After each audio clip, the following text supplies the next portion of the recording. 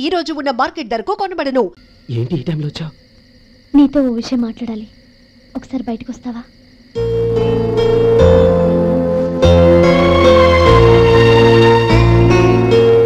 ఏంటి సూట్ కేసుతో వచ్చావు? శేఖర్, మా నాన్న నాకు వేరే పెళ్లి చేయాలని చూస్తున్నాడు. అందుకే నేను నిర్ణయానికి వచ్చాను. మన ఇద్దరం ఎక్కడికైనా పారిపోదాం. చూడండి, ఈ టైంలో నిన్ను నన్ను మా అన్నయ్య చూశాడంటే బాగోదు. నువ్వు వెళ్ళిపో. అన్నయ్య అన్నయ్య అన్నయ్య, ఎప్పుడు మీ అన్నయ్య మాటేనా? నీకు నేను ముఖ్యమా, మీ అన్నయ్య ముఖ్యమా? నాకు మా అన్నయ్య ముఖ్యం. శేఖర్, నీ గుండెల మీద చేయి వేసుకొని చెప్పు, నన్ను మర్చిపోయిన సుఖంగా ఉండగలవా? అది నాకు తెలియదు, కానీ మా అన్నయ్యకు తలవంపులు తెచ్చి ఖచ్చితంగా నేను మనశ్శాంతితో ఉండలేను. నా పరిస్థితి అర్థం చేసుకో. దయచేసి మీ నాన్న చూసిన సంబంధం చేసుకుని సుఖంగా ఉంటుంది. చాలా టైం అయింది, ఇంకా బయలుదేరు.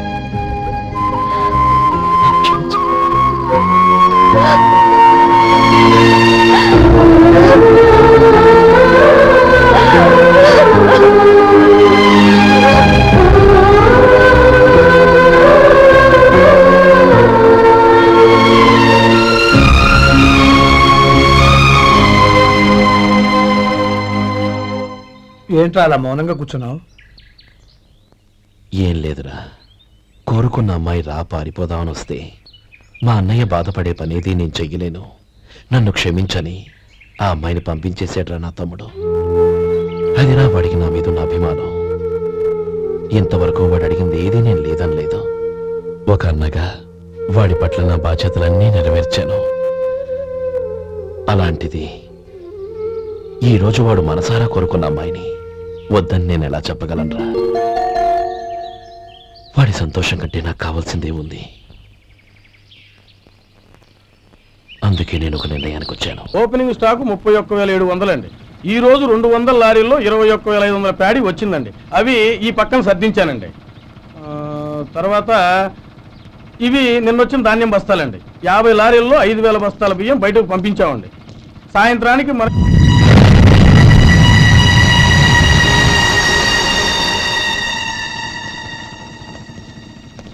వీడెందుకు వచ్చాడు ఇక్కడికి? నమస్కారం. ఎందుకు వచ్చాడో అడుగు.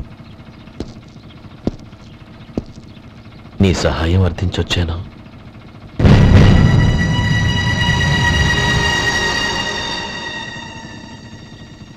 మీరు వెళ్ళండి. ఆ రోజు నీ చెల్లెల్ని నేను చేసుకోనన్నాను. ఏ పరిస్థితిలో అలా అన్నానో నీకు తెలుసు. నేను చేసింది తప్పని నీకు అనిపిస్తే ఆ తప్పుకి నా తమ్ముడిని శిక్షించద్దు. మన మధ్య ఉన్న విరోధం తెలియక వాళ్ళు ప్రేమించుకున్నారు. నేను నా తమ్ముడికి నీ కూతుర్ని మని అడగడానికి వచ్చాను. దయచేసి వాళ్ళ పెళ్లికి అంగీకరించు. నీ మొహం చూస్తేనే పాపమని సొంత ఊరినే వదిలేసి వచ్చిన వాణ్ణి. అలాంటి నేను నీ ఇంటికి నా బిడ్డనివ్వాలా?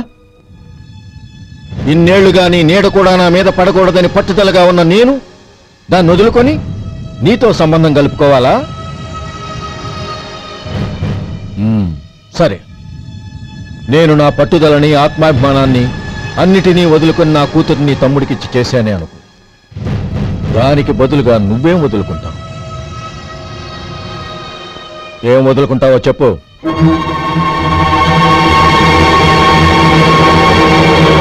నీ ప్రాణాలు వదులుకుంటావా? అలాగే. నీ ప్రాణం వదిలితే నాకేంట్రా లాభం? నువ్వు దేని మీదైతే ప్రాణాలు పెట్టుకున్నావో దాన్ని వదిలే. నీ తమ్ముళ్ళ మీదగా నువ్వు ప్రాణాలు పెట్టుకున్నావు, ఆ తమ్ముళ్లను వదిలే. అన్న అనే బంధానికి నువ్వు నీళ్లు వదిలేయాలి. ఎప్పుడు నీ తమ్ముడు నా కూతురి మెళ్ళలో తాళి కడతాడో అప్పుడే నీకు నీ తమ్ముళ్లకు ఉన్న అనుబంధం తెగిపోవాలి. నీ తమ్ముడు నా కూతురి మెళ్ళలో తాళి కట్టడానికి ముందే నువ్వు శాశ్వతంగా ఈ ఊరొదిలి వెళ్ళిపోవాలి.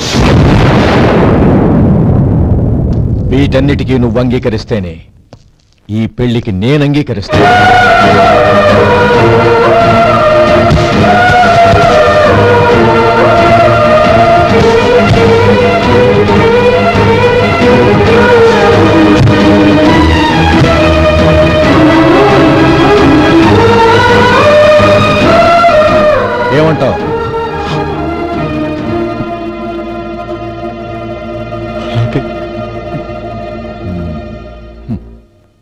ప్రమాణం చేయి.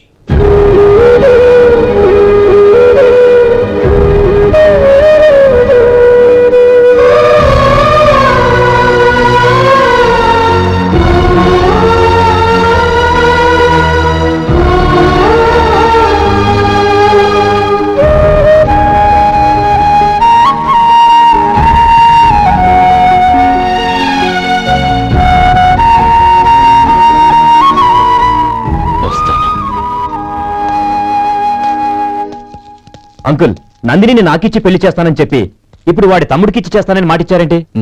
రే, నువ్వు నోరు మూసుకోరా. వీడి తమ్ముళ్ళు విడిపోవాలని ఇన్నేళ్లుగా ఎదురు చూశాను. ఇప్పుడు నా కల నిజం అవబోతోంది. నువ్వేం దిగులు పడకు.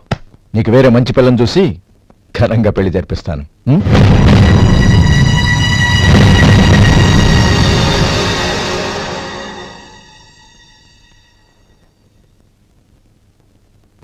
శేఖర్, మధు, నానమ్మా, రే, నువ్వు చాలా అదృష్టవంతుడివిరా. లక్ష్మీపతిని కలిశాను. పాప అనవసరంగా వాడిని అపార్థం చేసుకున్నావురా. వాడెంతో ఆప్యాయంగా నన్ను పలకరించాడు. ఆనందంగా ఈ పెళ్లి ఒప్పుకో.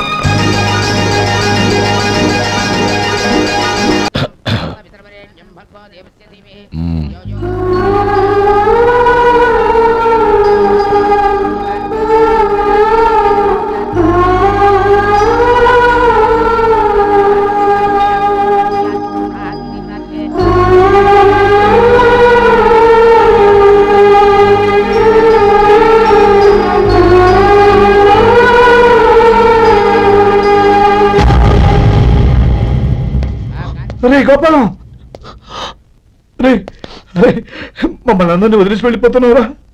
చంద్రం, నా తమ్ముళ్ళని ఎలా పెంచాలనుకున్నాను అలాగే పెంచాను, పెద్ద చేశాను. వాళ్ళందరూ సుఖంగా ఉన్నారు. అంతకంటే నాకు కావాల్సిందే ఉందిరా.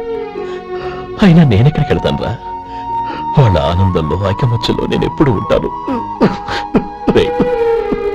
ఏడవకు, ఎవరైనా చూస్తే బాగోదు. కళ్ళు తుడుచుకో.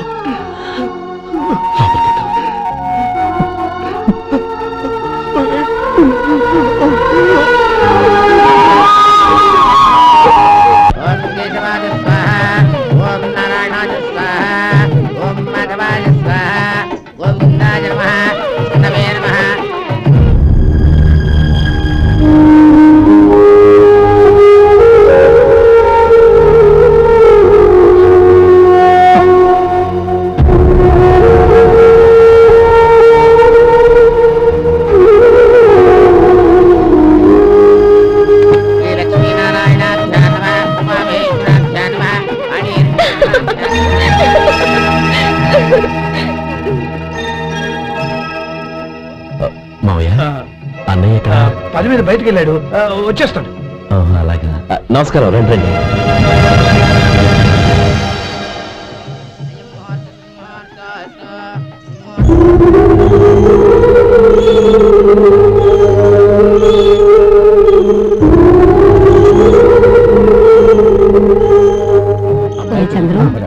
గోపాలం ఎక్కడా కనపడడం లేదు. ఇందాక నీతో మాట్లాడుతుండగా చూశాను. అది ఎవరినో పిలవడం మర్చిపోయాడంట, అక్కడికి వెళ్ళాడు. ఈ పాటికి వచ్చేస్తుంటాడు. అలాగే.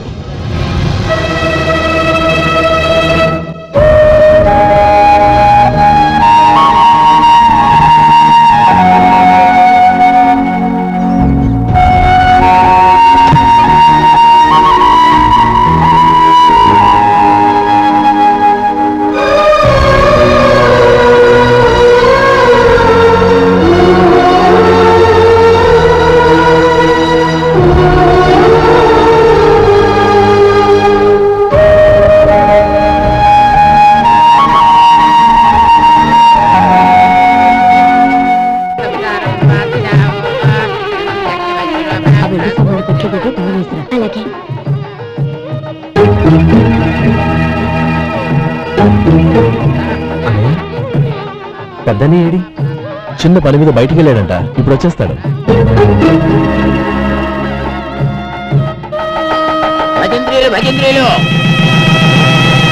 బాబు, తాడిబుట్టు అందుకోండి.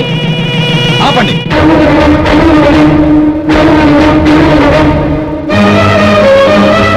మా అన్నయ్య రానివ్వండి, తర్వాత తాళి కట్టాలి. అదేంటి బాబు, ఆలస్యం అయితే దుర్ముహూర్తం వచ్చేస్తుంది. మా అన్నయ్య ఎప్పుడు వస్తాడో అప్పుడే నాకు మంచి ముహూర్తం. దుర్ముహూర్తం వచ్చాక తాళి కడితే శుభం కాదు. మా అన్నయ్య లేకుండా చేసే ఏ పనైనా నాకు శుభం కాదు. నేను తాళంటూ కడితే అది మా అన్నయ్య వచ్చిన తర్వాత. ఇక మీ అన్నయ్య రాడు. నువ్వు నోర్మై. ఏంటో అనేది? నేనన్నది పచ్చి నిజం. నా మాట మీద మీకేమైనా అనుమానం ఉంటే అసలు జరిగిందేంటో ఈయన్ని అడగండి. మావయ్య, ఏంటిదంతా? అసలు ఏం జరిగింది? మీరందరూ నన్ను క్షమించండి.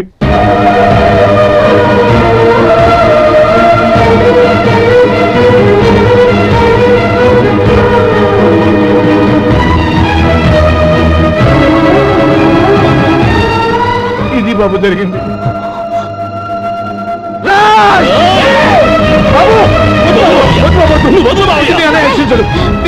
అర్థం చేసుకోండి. ఏదైనా గొడవ అయితే మన కుటుంబం గౌరవం ఏమవుతుంది? నా మాట వినండి. ఎంత గౌరవం చేశావు నాన్న?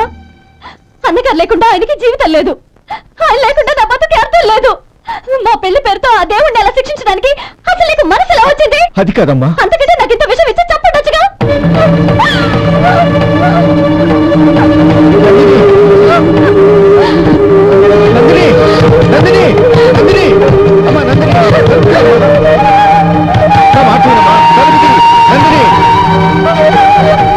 ఎందుకే బాధపడతావు? వాడు కట్టుకోకపోతేనే నిన్ను చేసుకోవడానికి నేనున్నానుగా.